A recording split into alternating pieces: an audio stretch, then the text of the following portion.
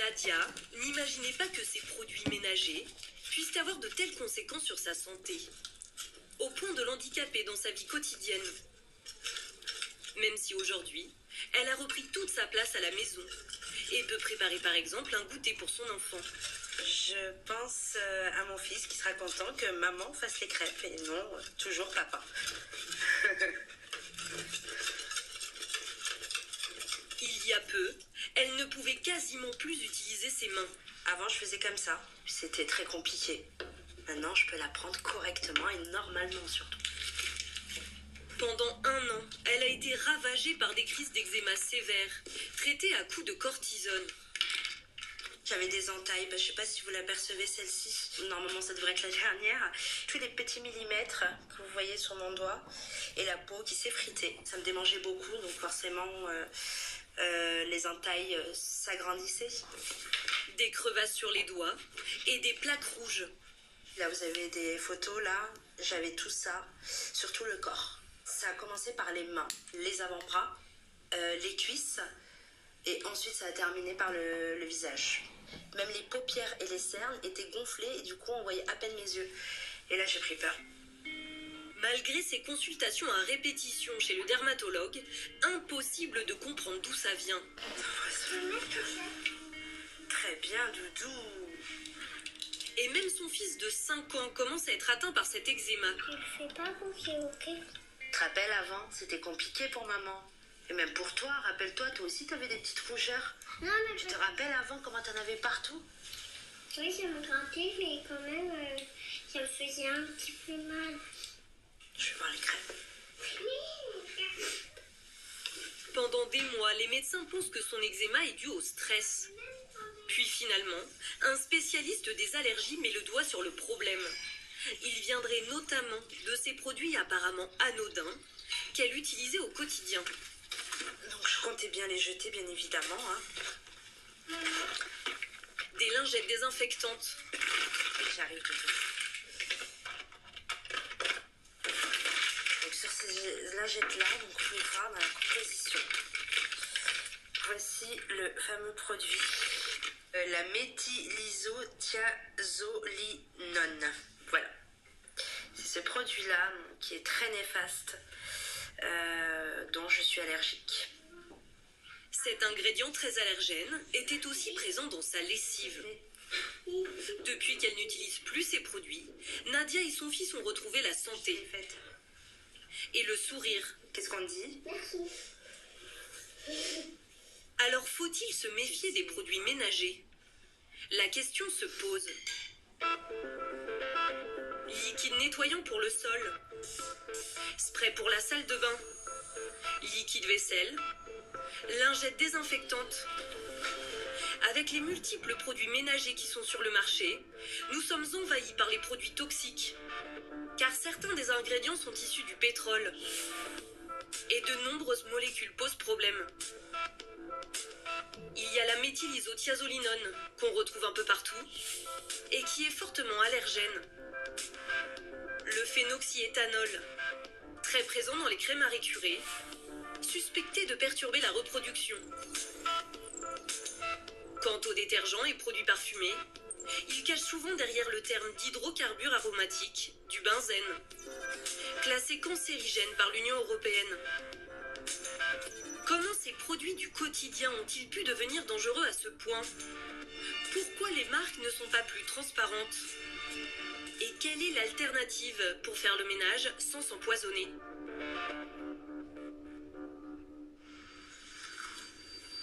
Tout le problème, c'est que nous sommes devenus accros à ces produits souvent très efficaces. À l'image de Simona, une jeune femme roumaine très énergique, qui part au travail avec de la musique plein pot dans les oreilles. C'est un truc roumain?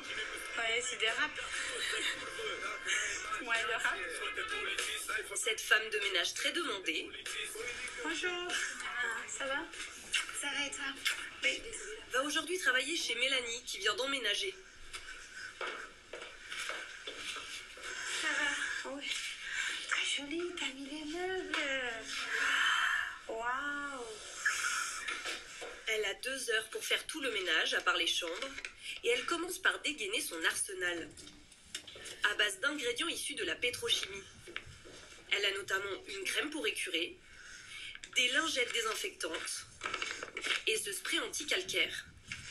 Ce qu'elle apprécie, c'est la puissance de ces produits. Pourquoi tu dois frotter 15 à 20 minutes quand tu peux le laisser comme ça? Il fait tout ça. Elle sait pourtant que cette efficacité ne vient pas de nulle part.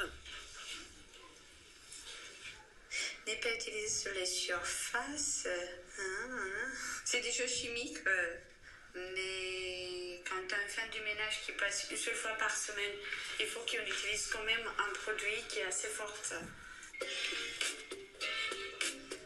Quant à ces lingettes pour les toilettes, elles contiennent un puissant qui éliminerait 99% des bactéries. D'habitude, c'est un désinfectant qui vient utiliser aussi dans les hôpitaux, je sais. C'est pratique. C'est très pratique, c'est juste ça. Un cocktail de produits chimiques dont elle connaît la nocivité. Par exemple, il ne faut jamais mélanger l'ammoniac avec le javel. C'est extrêmement dangereux. Jamais mélanger avec javel. Pour autant, elle n'imagine pas s'en passer. Pour faire un vrai mélange à fond, il faut des produits chimiques. Alors comment les industriels se sont mis à nous proposer ces ingrédients, certes efficaces, mais tellement menaçants pour notre santé?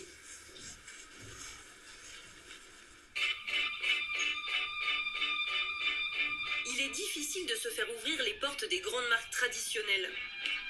Alors nous nous sommes rendus dans les Vosges, à Saint-Dié, dans cette petite entreprise de produits ménagers qui sont fabriqués sans ingrédients issus de la pétrochimie. Elle est dirigée par Stéphane Auberger. Dans son laboratoire, nous allons comprendre tout l'intérêt que les industriels trouvent à ces molécules dérivées du pétrole. Ça va, Anne-Laure? Ça va très bien. Anne-Laure, laborantine, met au point une préparation la plus salissante possible. Là, je suis en train de préparer une plaque pour tester des nettoyants cuisine, en fait. Donc là, je prépare ma graisse. C'est un mélange de graisse animale, végétale, protéines, amidon, également alcool et un colorant noir pour bien salir la surface. Avec eux, nous allons tester le produit de l'un de leurs concurrents. Un spray de grande marque pour nettoyer la cuisine.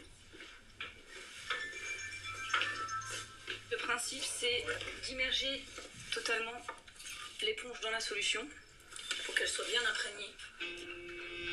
Ce produit décapant est à base d'éthylène obtenu par distillation du pétrole à haute température. Efficacité garantie. C'est le résultat qu'on doit avoir pour avoir une satisfaction du consommateur. Avec ce type de produit, les marques sont certaines de satisfaire le client à très bon prix. 1 litre d'éthylène coûterait seulement 1 euro. Ces molécules coûtent pas cher à acheter, coûtent pas cher à formuler. On peut faire assez rapidement des produits un petit peu low cost avec la chimie du pétrole. Rentabilité et efficacité, une recette gagnante que les industriels n'ont aucune raison d'abandonner. Tant que le consommateur il sera prêt à acheter ça, l'industriel produira ça. Tant que le consommateur sera prêt à utiliser pour sa famille des produits qui présenteront des risques pour sa santé, il n'y a pas de raison que l'industriel change la donne. Encore faut-il que le consommateur soit clairement informé sur ces risques. Or, dans le secteur des produits ménagers, on ne peut pas dire que les marques fassent preuve d'une très grande transparence.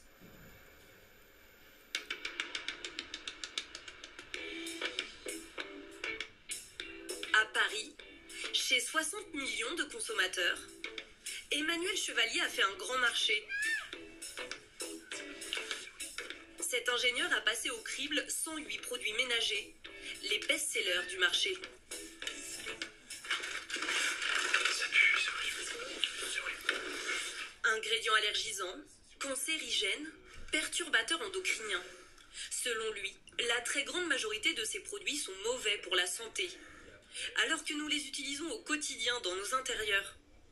Là, c'est pas indiqué. Toutes ces substances qui sont problématiques pour la santé et l'environnement, on va les asperger dans l'air, on va dire décupler le risque à l'inhalation par exemple.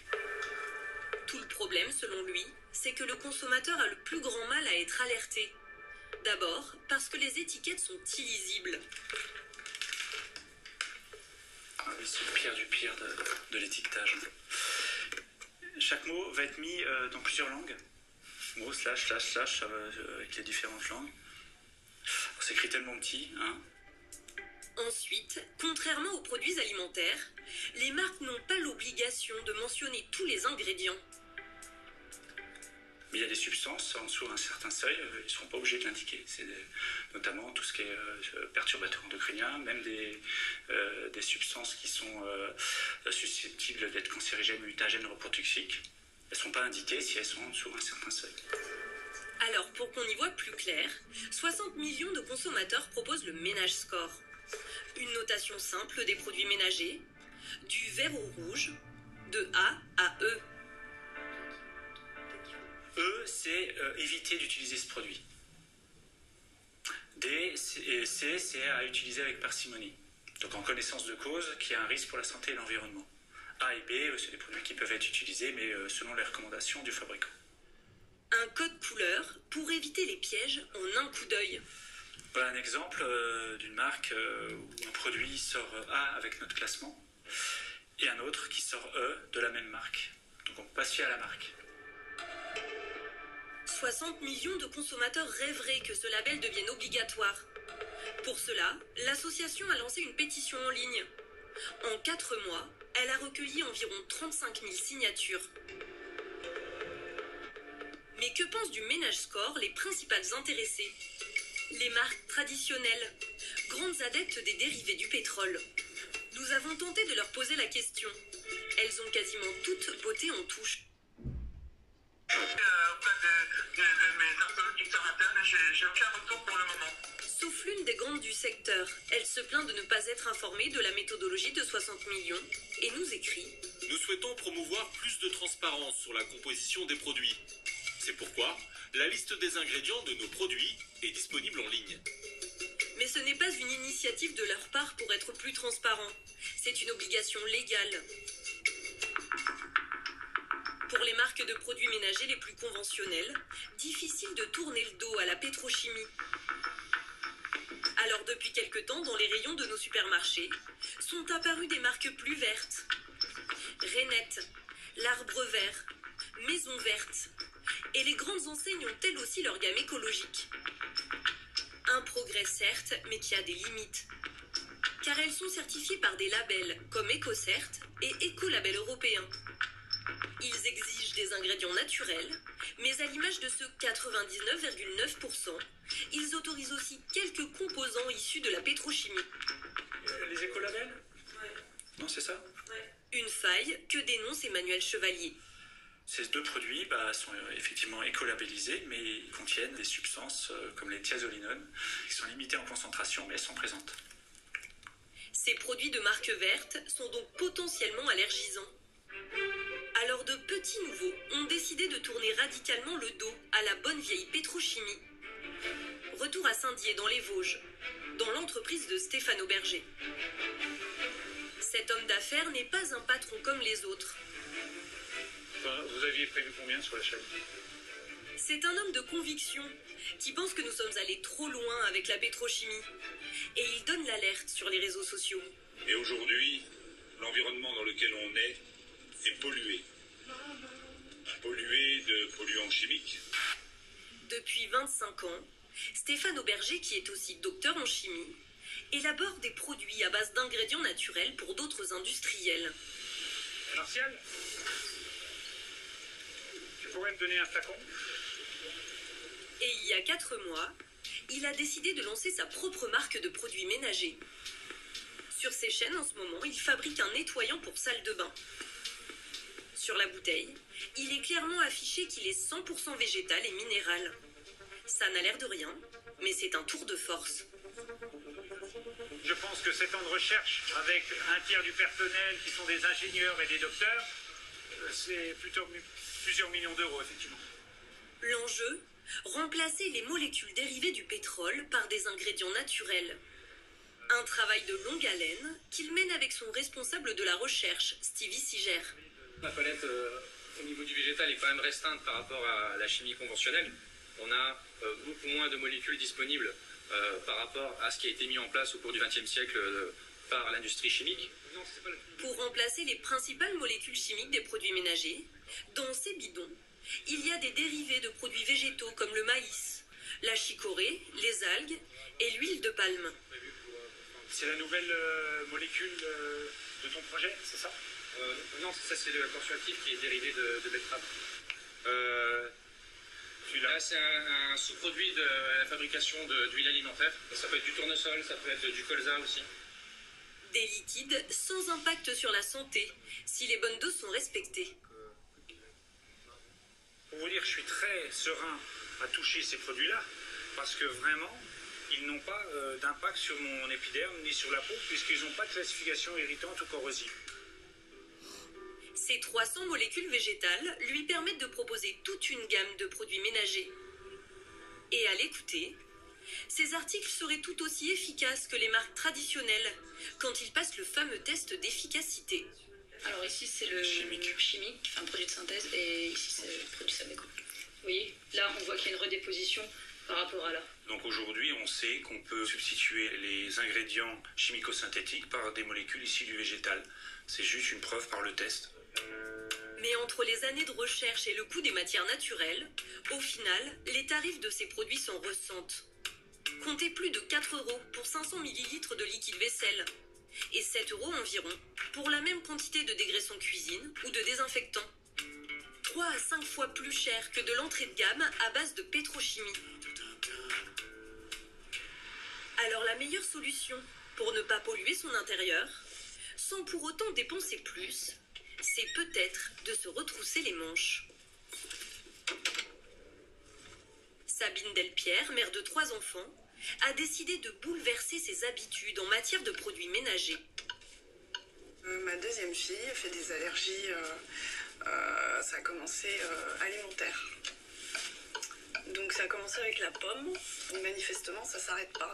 Donc je me suis dit on va essayer de limiter les polluants à la maison et pour les autres enfants aussi, pour la famille en fait.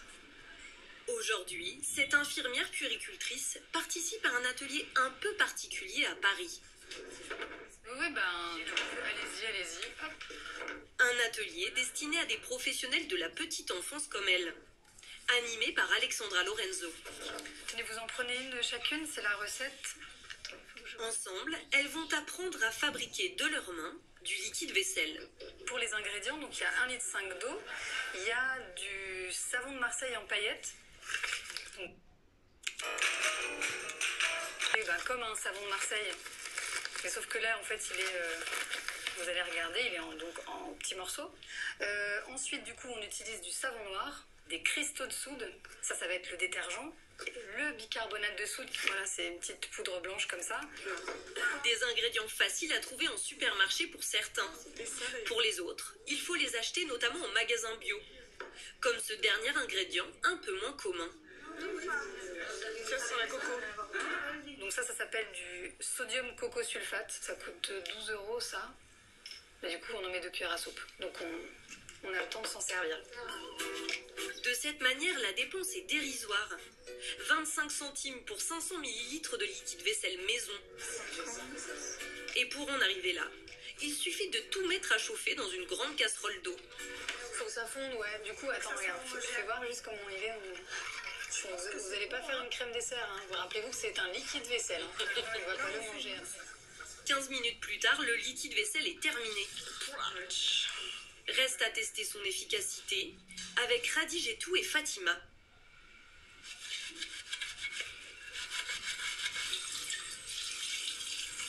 Et voilà. Et c'est propre. Il n'y a pas d'huile, il n'y a pas de gras. C'est net. C'est net. Nickel. On dirait qu'on vient de l'acheter tout de suite là. Je vois même Fatima dedans. Voilà. La magie, elle a opéré. Voilà. Pour tout le monde, comme pour Sabine, c'est une satisfaction d'avoir échappé aux industriels et d'élaborer un produit ménager sain. C'est liquide, Je suis fière de ma production. Premier liquide vaisselle, produit ménager. Voilà, donc peut-être que je vais continuer à en faire à la maison avec ma fille de 13 ans, ça va l'amuser. Et puis qu'à Noël, on en donnera à tout le monde. Et ça donnera envie peut-être aux tatas, aux grand-mères. Comment t'as fait? Et il y a urgence à changer nos habitudes. La pollution intérieure, dont les produits ménagers sont en partie responsables, au revoir, serait à l'origine de 20 000 décès prématurés chaque année en France.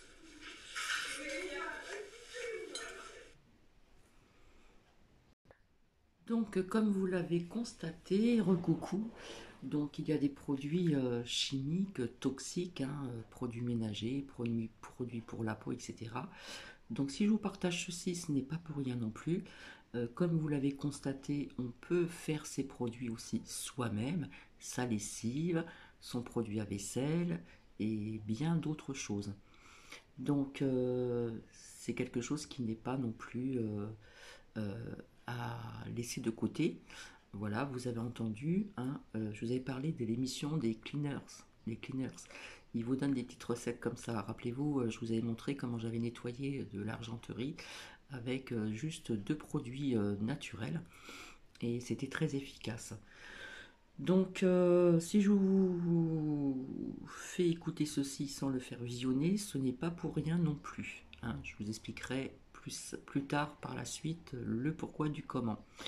Donc, vous voyez aussi que ces produits plus ou moins naturels quand même coûtent très cher, mais si vous le faites vous-même, c'est sûr qu'il faut ce qu'il faut et ça peut être rentable au niveau du budget. Seulement, il faut prendre le temps de faire ces produits, tout simplement. Sur ce, je vous souhaite une agréable soirée. J'espère que cela vous a plu. Donc, comme vous l'avez écouté, vous avez vu un petit peu tous ces produits qui sont toxiques, qui sont très mauvais aussi. Donc, j'en ai déjà parlé aussi à plusieurs reprises. Et je vous avais dit aussi que je suivais l'émission Les Cleaners dans la semaine. Et ils vous donnent des petites recettes pour faire votre lessive. Seulement, bon, ça va trop vite. Il faut avoir le temps d'écrire, d'avoir une feuille de papier et un stylo auprès de soi parce que ça va tellement vite que vous n'avez pas le temps de tout noter. Donc, on peut faire des produits soi-même. Voilà, des produits, on va dire, naturels. Voilà, sur ce, je vous laisse et puis je vous dis à très bientôt et je vous souhaite un très bon samedi soir. Bisous, bisous.